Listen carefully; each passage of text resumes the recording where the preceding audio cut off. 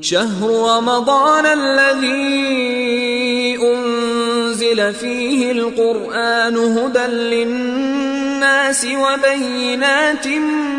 من الهدى والفرقان اعوذ باللہ من الشیطان اللعین الرجیم بسم اللہ الرحمن الرحیم الحمد للہ وکفا وسلام علی عبادہ الذین اصطفیٰ محمد وعطرتہ الطاہرہ واللعنۃ الداعمۃ علی اہلہا اما بعد.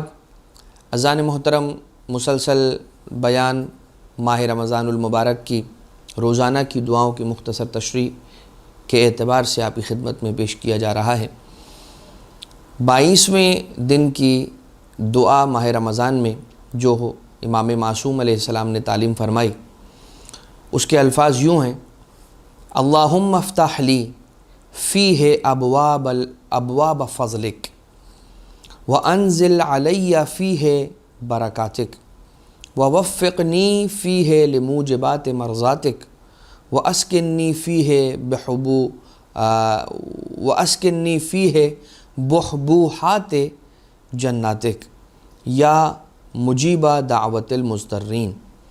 کہ اے پروردگار میرے لیے اپنے فضل کے دروازوں کو کھول دے اس دن میں، وانزل علیہ فیہ برکاتک، اور اے پروردگار اپنی برکتوں کو اس دن میں میرے لیے نازل فرما، ووفقنی فیہ لموجبات مرضاتک، اور اے پروردگار اپنی مرضیوں کو حاصل کرنے والی چیزوں کی توفیق مجھے عطا فرما، اور اے پروردگار مجھے اپنی جنتوں کے اندر ساکن فرما، قیام کرنے کا حقدار بنا. یا مجیب دعوت المضطرین، اے مضطر لوگ جو حالت اضطراری میں ہیں، جو مضطر لوگ ہیں، جو مجبور ہیں، ان کی دعاؤں کو مستجاب کرنے والے اور ان کی دعاؤں کو سننے والے. اس دن کی دعا کی تلاوت کا ثواب روایتوں میں یوں بیان کیا گیا ہے کہ من دعا بہ ہون اللہ لہ مسئلۃ منکر و نکیر، جو کوئی اس دن اس دعا کی تلاوت کرتا ہے تو پروردگار عالم اس کے لیے منکر اور نکیر کے سوالوں کو آسان کر دیتے ہیں. وہ سکرات الموت، اور موت کی سکرات یعنی جان کنی کا عالم جو ہوتا ہے، جان نکلنے کا جو عالم ہوتا ہے، وہ اس کے لیے آسان کرتے ہیں. وَثَبَّتَهُ بِالْقَوْلِ الثَّابِتِ، اور پروردگار اس کے قول کو قول ثابت قرار دیتا ہے اور اس میں کوئی جھول نہیں ہوتا، اور پروردگار عالم اس کی بات کو، اس کے قول کو ثابت کر دیتا. اب پروردگار عالم کے فضل کا سوال کیا گیا ہے یہاں اس دعا کے اندر، اور یوں بیان ہوتا ہے کہ لو لا فضل اللہ علیکم ورحمتہ، اگر اللہ کا فضل تم پر نہ ہوتا اور اس کی رحمت تم پر نہ ہوتی، لکنتم من الخاسرین، تو تم یاد رکھو کہ نقصان اٹھانے والے اور خسارہ اٹھانے والوں میں سے ہو جاتے. اب دو چیزیں ہیں ہمارے پاس، فضل اور عدل. عدل کو کمپیئر کیا جاتا ہے فضل سے، اور اس اعتبار سے علماء کرام نے مختلف بیانات اپنے بیان کیے ہیں. یہاں پر مختصر سی بات ہم فضل اور عدل کے اعتبار سے آپ کی خدمت میں پیش کرنا چاہیں گے، اور اس سے پھر کچھ نتائج. اور وہ بات یہ کہ ایک چیز ہے کہ جس کا نام ہے فضل، ایک ہے اس کا نام عدل. فضل کسے کہتے ہیں؟ کسی کو اپنی مرضی سے تھوڑا سا زیادہ دے دینا. عدل کہتے ہیں کس چیز کو؟ عدل کہتے ہیں کہ بھائی جتنا طے ہوا ہے، جتنا اس کا حق بنتا ہے، اس کو اتنا دینا. اور فضل یہ نہیں ہے، فضل یہ ہے کہ بھائی جس کو آپ کا دل چاہے، آپ کی مرضی ہے، یہ آپ نے اپنے فضل سے، اپنی مرضی سے کسی کو کچھ ایکسٹرا دے دیا. اس کی مثال ہے، میرے گھر پر اگر کوئی کام کرنے کے لیے مزدور آ رہا ہے، اور لیٹ سے فار ایگزامپل وہ کارپنٹر ہے اور وہ میرے لیے ایک الماری بنا رہا ہے، تو میں نے ویسے ہی 2 کارپنٹرز اگر بلائیں ایگزیکٹلی سیم بلڈ وائز، ہر اعتبار سے آئیڈیل سچویشن کے اندر رہتے ہوئے اگر میں بیان کروں، تو 2 کارپنٹرز کو بلایا ہے اور ان دونوں کارپنٹر سے یہ ریکویسٹ کی ہے کہ آپ نے ایک الماری بنانی ہے، اور دونوں کو ایک جیسا مواد دیا ہے اور دونوں کی ایک جیسی محنت ہے، اور ان سے یہ کہا جائے گا کہ بھائی آپ بنائیے، تو ہر فرد کو میں الماری بنانے پر 1000 روپے انعام نہیں، اس کی اجرت دوں گا، 1000 روپے اس کی اجرت دوں گا۔ دونوں نے الماری بنا لی اور دونوں کو اجرت دینے کا وقت آیا، میں نے ایک کو 1000 روپے دیے، ایک کو 1200 روپے دیے۔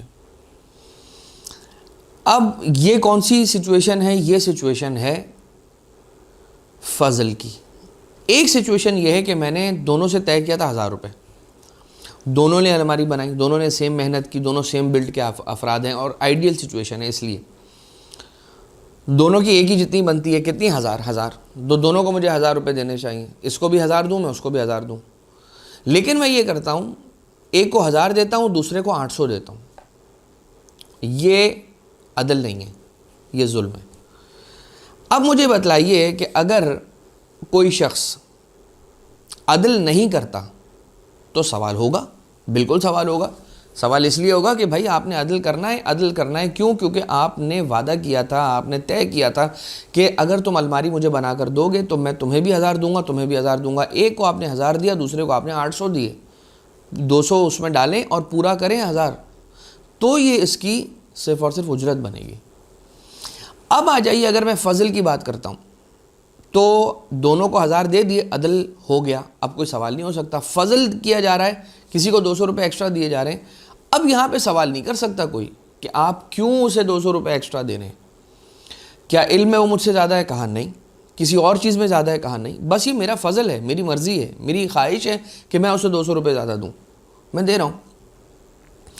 یہاں پر یہ چیز سمجھ میں آتی ہے جب کوئی یہ سوال کرتا ہے نا کہ پروردگار عالم نے ایک آنسو کے بدلے جنت کیسے لکھ دی ہے مومن کے لیے،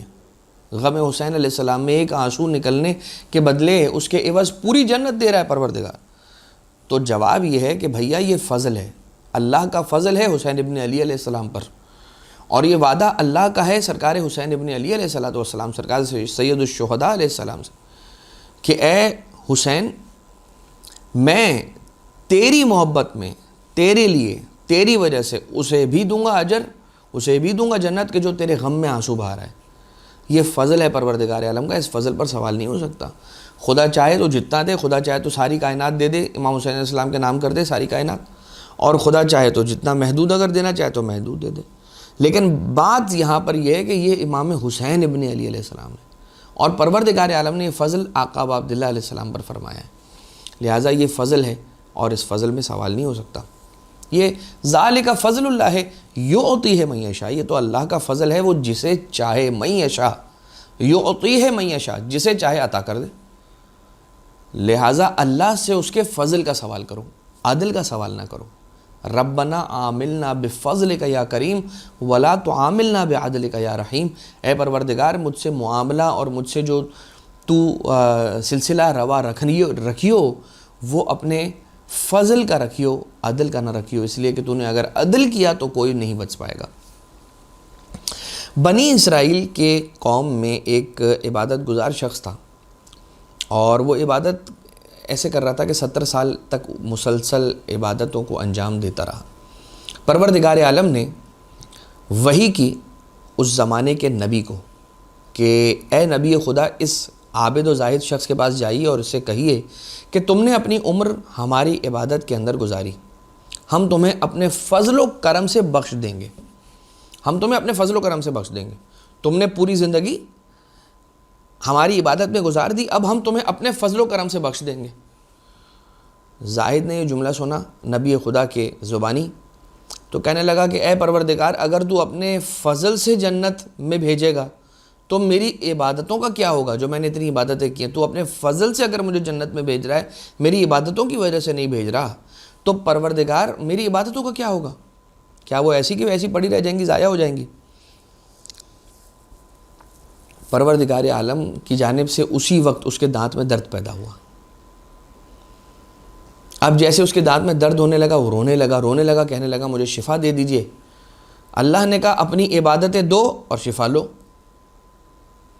اور درد اتنا شدید تھا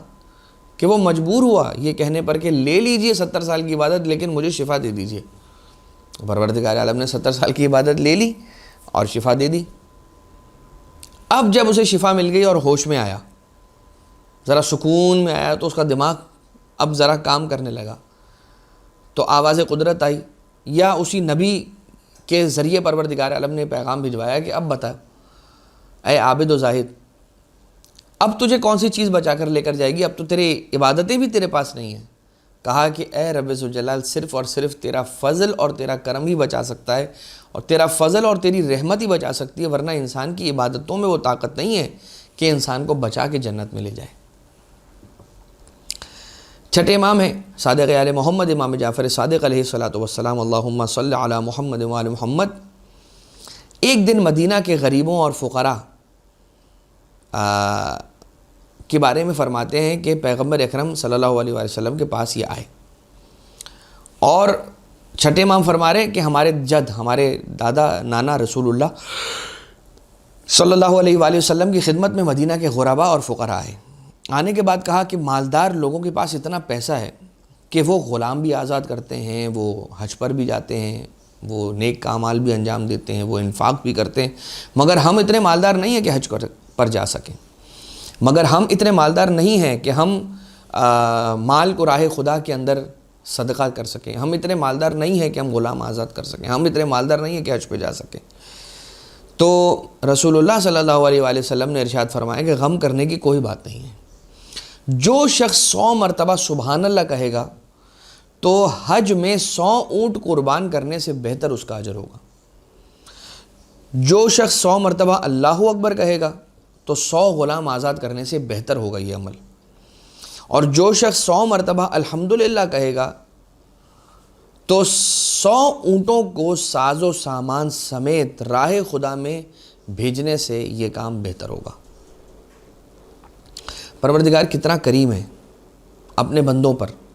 خواہش یہاں سے بندہ کر رہا ہے، وہاں سے عطا پروردگار عالم کر رہا ہے کہ بھائی پرانی امتوں کے لیے تو یوں تھا، ہمارے لیے یہ ثواب نہیں ہے، خدا نے کہا تو بھی لے لے یہ ثواب۔ کون سی وہ چیزیں ہیں کہ جن کے ذریعے سے انسان سے برکتیں دور ہو جاتی ہیں، ان چیزوں کو ذرا دیکھتے ہیں، اور مختصر ترین انداز میں 5 چیزوں کو آپ کی خدمت میں بیان کر دیا جائے کہ جن کی وجہ سے برکت انسانی وجود سے دور ہو جاتی ہے، اور وہ ہیں: نمبر 1 گالی دینا، نمبر 2 خیانت کرنا، نمبر 3 نماز کو ہلکا جاننا، نمبر 4 امر و نہیں کرنا، نمبر 5 ائمہ علیہ الصلوۃ والسلام سے توسل کرنا۔ یہ وہ چیزیں ہیں کہ جو توسل نہ کرنا، معذرت کے ساتھ ائمہ طاہرین علیہ السلام سے توسل کا نہ کرنا، یہ انسان کی برکت کو دور کر لیتا ہے۔ تو کون کون سی چیزیں ہیں کہ جو انسان سے برکت کو دور کرتی ہے؟ نمبر 1 گالی دینا، ایک ہمارا معمول بن چکا ہے۔ آپ ذرا سا روڈ پر نکل جائیے اور لوگوں کی باتوں کو سننا چاہیں تو ایک جملے میں 3 گالیاں، انسان کو زیادہ گالیاں دینا اس کے دل کو مردہ کر دیتا ہے۔ خیانت کرنا برکت کو دور کر دیتا ہے، نماز کو ہلکا جاننا برکت کو دور کر دیتا ہے، امر اور نہیں، امر بالمعروف نہی عن المنکر نہ کرنا، یہ بھی انسان کے سے برکت کو دور کر دیتا ہے، اور ائمہ طاہرین علیہ السلام سے توسل کا نہ کرنا، یہ بھی انسان سے برکت کو دور کر دیتا ہے۔ آج کی شب خصوصیت کے ساتھ کہ جب شب قدر کے اعمال کریں گے تو اپنی ان کچھ دعاؤں کے اندر ان دعاؤں کو شامل کر لیجئے گا کہ بار الہ تجھے واسطہ محمد و آل محمد کا، ہمیں معرفت ائمہ معصومین علیہ السلام نصیب کیے رہنا، اور یہ نسل میں ہمارے منتقل ہو مودت اہل بیت اطہار علیہ السلام، محبت و معرفت اہل بیت اطہار علیہ السلام کا پیغام۔ اور اے پروردگار ہمیں ایک ایسا یقین عطا کر دے کہ جس یقین کے ذریعے سے شک دور ہو جائے، ورزقنی الیقین یذہب الشک عنی، اور اپنے ولی، اپنی حجت صاحب الامر علیہ الصلوۃ والسلام کے ظہور میں تعجیل فرما، ہمیں مولا و آقا کے اعوان و انصار میں شمار فرما۔ ربنا تقبل منا انک انت السمیع العلیم بجاہ محمد و آلہ الطیبین الطاہرین۔